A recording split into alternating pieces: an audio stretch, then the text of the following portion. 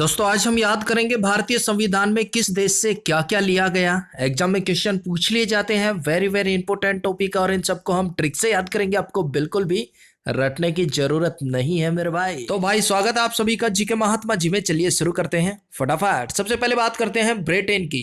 देखिए ब्रिटेन के संविधान से हमने बहुत से पॉइंट लिए हैं। कौन कौन से हैं? संसदीय शासन व्यवस्था, संसदीय विशेषाधिकार, विधि का शासन, मंत्रिमंडल व्यवस्था, एकल नागरिकता। ये सब हमने लिया ब्रिटेन से। याद कैसे रखेंगे? अभी देखिए ब्रिटेन, और ब्रिटेन से हमें याद आता है भाई ब्रिटेन ने भारत पर कई सालों तक राज्य किया। और जब ब्रिटेन भारत पर राज्य कर रहा है तो भाई संसदीय शासन व्यवस्था, संसदीय विशेषाधिकार ये किसके अंडर होंगे? ब्रिटेन के अंडर होंगे ना। तो ब्रिटेन से लिया हमने संसदीय शासन व्यवस्था और संसदीय विशेषाधिकार। बस इतना याद रखना है। नेक्स्ट, विधि का शासन। अब ब्रिटेन ने भारत पर तो शासन किया ही किया, उसके अलावा भी बहुत से देशों पर शासन किया। उनके पास विधि थी शासन करने की। ब्रिटेन के पास सबसे जबरदस्त विधि थी शासन करने की, विधि का शासन। तभी तो भाई उन्होंने बहुत से देशों पर शासन किया। नेक्स्ट, मंत्रिमंडल व्यवस्था। अब भाई ब्रिटेन के पास संसदीय शासन व्यवस्था है, संसदीय विशेषाधिकार है, तो मंत्रिमंडल व्यवस्था कौन करेगा? ब्रिटेन करेगा। नेक्स्ट, एकल नागरिकता। ये भी हमने ब्रिटेन से लिया। अब एकल का हो गया एक और नागरिकता का नागरिक। अब भाई ब्रिटेन के इस रवैये से एक एक नागरिक परेशान था। एकल नागरिकता, भाई हिंदुस्तान का एक एक नागरिक ब्रिटेन के इस रवैये से परेशान था। किस रवैये से? संसदीय शासन व्यवस्था वो संभाल रहे, संसदीय विशेषाधिकार उनके पास, मंत्रिमंडल व्यवस्था उनके पास, विधि का शासन, और भाई उनके पास विधि थी शासन करने की। इन सब से भारत का, हिंदुस्तान का एक एक नागरिक परेशान था। एकल नागरिकता। और भाई अगर अब भी याद ना रहे तो बस इतना याद रख लेना, संसदीय व्यवस्था से संबंधित जितने भी पॉइंट है वो हमने ब्रिटेन से लिए हैं। Next, America.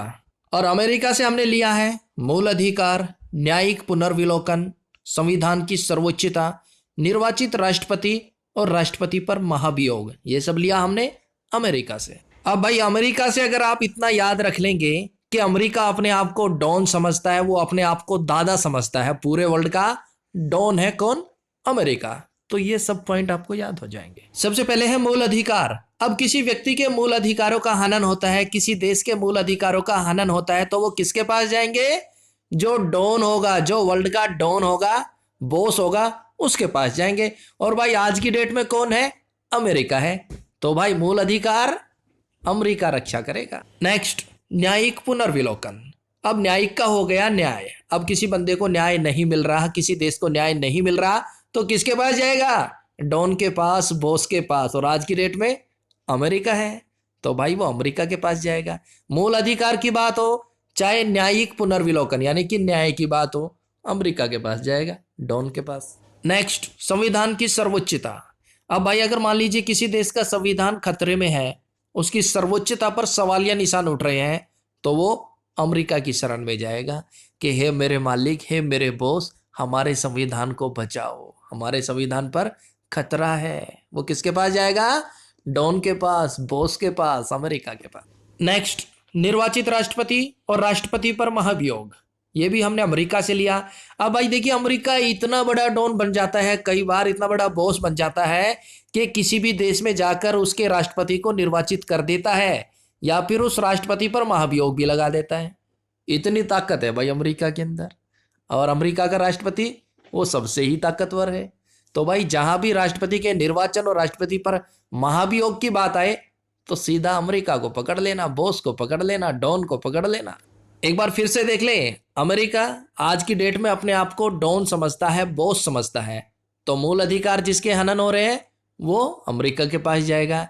न्यायिक पुनर्विलोकन, जिसे न्याय चाहिए, अमेरिका के पास जाएगा। संविधान की सर्वोच्चता, जिस देश का संविधान खतरे में, अमेरिका के पास जाएगा। निर्वाचित राष्ट्रपति व राष्ट्रपति पर महाभियोग, अमेरिका लगा देता है। देखिए दोस्तों वेरी वेरी इंपॉर्टेंट टॉपिक है और बिल्कुल इजी ट्रिक के साथ हम कवर कर रहे हैं। बस एक बार इमेज के साथ माइंड में बिठा लीजिए, आपकी एक बार तो 6-7 मिनट खराब होंगे लेकिन लाइफ टाइम तक आप इसे नहीं भूलेंगे। Next, Ireland. यहां से लिया राज्य के नीति निर्देशक तत्व और राज्यसभा में 12 सदस्यों का मनोनयन।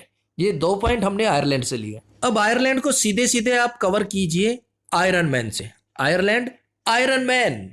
भाई राज्य में नीति निर्देशक, नीति लागू कौन करेगा, निर्देशन कौन करेगा? जो आयरन मैन होगा, जो लौह पुरुष होगा, वही राज्य में ठोस नीति निर्देशक लागू कर सकता है। कौन? जो लौह पुरुष होगा, आयरन मैन होगा, यानी कि आयरलैंड। नेक्स्ट है राज्यसभा में 12 सदस्यों का मनोनयन। अब भाई राज्यसभा में अगर ठीक से कामकाज चलाना है ना, तो कम से कम 12 आयरन मैन होने चाहिए। एक नहीं, दो नहीं, पूरे 12 आयरन मैन होने चाहिए, तभी राज्यसभा में सब कुछ कामकाज शांति प्रिय चलेगा। एक बार फिर देख ले, आयरलैंड का हो गया आयरन मैन। और भाई राज्य में नीति निर्देशन लागू करने के लिए आयरन मैन की जरूरत पड़ेगी, और राज्यसभा ठीक ठाक चले इसके लिए कम से कम 12 आयरन मैन होने चाहिए राज्यसभा में। नेक्स्ट, दक्षिण अफ्रीका। संविधान संशोधन की व्यवस्था यहां से ली गई है, और राज्यसभा के सदस्यों का निर्वाचन। अब यहां कंफ्यूज नहीं होना है। देखिए, पीछे हमने बात की थी कि राज्यसभा में 12 सदस्यों का मनोनयन हमने लिया आयरलैंड से, और यहां बात हो रही है राज्यसभा के सदस्यों का निर्वाचन, वो दक्षिण अफ्रीका से। अब देखिए, याद कैसे रखेंगे? दक्षिण अफ्रीका जो है पिछड़ा हुआ देश है, वहां पर आर्थिक मंदी है, बेरोजगारी है, और बहुत से लोग भूख से भी मर जाते हैं। तो ऐसा क्या किया जाए कि दक्षिण अफ्रीका विकसित देश हो जाए, उसमें आर्थिक मंदी ना रहे, लोग भूखे ना मरे? तो सबने बोला कि भाई संविधान संशोधन कर दो, दक्षिण अफ्रीका का जो संविधान है ना, उसको संशोधित कर दो, सब कुछ ठीक हो जाएगा। तो संविधान संशोधन की व्यवस्था ली गई है दक्षिण अफ्रीका से। नेक्स्ट है राज्यसभा में सदस्यों का निर्वाचन। अब बंदा कह रहा है कि भाई राज्यसभा में ऐसे सदस्यों का निर्वाचन होना चाहिए दक्षिण अफ्रीका जो दान दक्षिणा दे। अफ्रीका कभी भी फ्री का ना ले, ना फ्री का खाए। राज्यसभा में कैसे सदस्यों का निर्वाचन होना चाहिए? दक्षिण अफ्रीका जो दान दक्षिणा दे और कभी भी फ्री का ना ले, ना फ्री का खाए। नेक्स्ट, रूस। और रूस से हमने लिया है मौलिक कर्तव्य। अब रूस का हो गया रूस जाना, रूठ जाना। अब बच्चा रूस गया, रूठ गया, तो उसको मनाना माँ बाप का मौलिक कर्तव्य है। ये माँ बाप का कर्तव्य है, मौलिक कर्तव्य है कि बच्चा रूसे ना, रूठे ना। टॉय चाहिए तो टॉय दिला दो, खाने पीने का चाहिए तो वो दिला दो, पर बच्चा रूसे ना। ये माँ बाप का मौलिक कर्तव्य है। Next, Japan. विधि द्वारा स्थापित प्रक्रिया हमने जापान से ली है, और विधि का शासन ब्रिटेन से लिया था। भाई कंफ्यूज नहीं होना है, विधि द्वारा शासन किसने किया था? ब्रिटेन ने किया था, और विधि द्वारा स्थापित प्रक्रिया जापान से।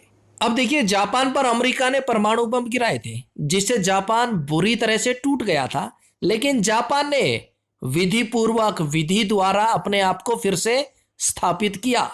तो विधि द्वारा स्थापित कौन हुआ? जापान हुआ, अपने दम पर हुआ। तो भाई जापान से हमने लिया विधि द्वारा स्थापित प्रक्रिया। Next, Germany. जर्मनी से हमने लिया आपात उपबंध। अब भाई आपात यानी कि आपातकाल में क्या काम आती है? Germany money. जर्मनी का हो गया मनी, और भाई मनी हमेशा अपने पास रखनी चाहिए, क्योंकि आपातकाल में, आपातकालीन स्थिति में मनी बहुत काम आती है। अब ये आपात उपबंध क्या है, इसके बारे में थोड़ा सा जान लेते हैं। अब देखिए, मान लीजिए देश में कोई आपातकालीन स्थिति आ गई, आपातकाल लग गया, तो जनता को दिए गए सभी अधिकार समाप्त हो जाते हैं, और ये हमने कहां से लिया? जर्मनी से। Next, France. और फ्रांस से हमने लिया गणतंत्रात्मक और प्रस्तावना में स्वतंत्रता, समता व बंधुता। ये सब हमने लिया फ्रांस से। और भाई इनको आप याद कर लेना, अगर इनको आपने याद कर लिया, इनकी ट्रिक बना लेना, तो मैं आपका फैन हो जाऊंगा। फ्रांस। Next, Australia. और यहां से हमने लिया समवर्ती सूची और संयुक्त अधिवेशन। अब ये क्या है, इसे समझ लीजिए। संयुक्त अधिवेशन, देखिए अगर कोई विधेयक लोकसभा व राज्यसभा में अलग अलग पारित नहीं हो पाता है, तो राष्ट्रपति राज्यसभा व लोकसभा का संयुक्त अधिवेशन बुलाता है, और इसकी अध्यक्षता करता है लोकसभा अध्यक्ष। याद रखना मेरे भाई, बुलाता है राष्ट्रपति, और इसकी अध्यक्षता कौन करता है? लोकसभा अध्यक्ष। और ये हमारे संविधान के अनुच्छेद 108 में वर्णित है। यहां से 2-3 पॉइंट बनते हैं जो कि एग्जाम में पूछे जा सकते हैं। संयुक्त अधिवेशन कौन बुलाता है? राष्ट्रपति जी। अध्यक्षता कौन करते हैं? लोकसभा अध्यक्ष। कौन से अनुच्छेद में है? 108 में वर्णित है। किस देश से लिया गया? ऑस्ट्रेलिया से लिया गया। और एक हमारे पास है समवर्ती सूची। अब ये क्या है? तो देखिए, समवर्ती सूची में रखे गए विषयों पर राज्य व केंद्र दोनों ही कानून बना सकते हैं। बस, समवर्ती सूची में जो विषय रखे गए हैं उन पर राज्य सरकार और केंद्र सरकार दोनों ही कानून बना सकते हैं। तो ऑस्ट्रेलिया भी हमारा हो गया कवर। और भाई आप दे दीजिए इस प्यारे से सवाल का जवाब। आपको क्वेश्चन मिलता है परिसंचरण तंत्र का अध्ययन क्या कहलाता है। 4 विकल्प दिए गए हैं, बिल्कुल इजी क्वेश्चन है, तो इसका सही जवाब कमेंट्स बॉक्स में दीजिएगा। तो भाई मिलते हैं नेक्स्ट वीडियो में, तब तक के लिए जय हिंद जय भारत।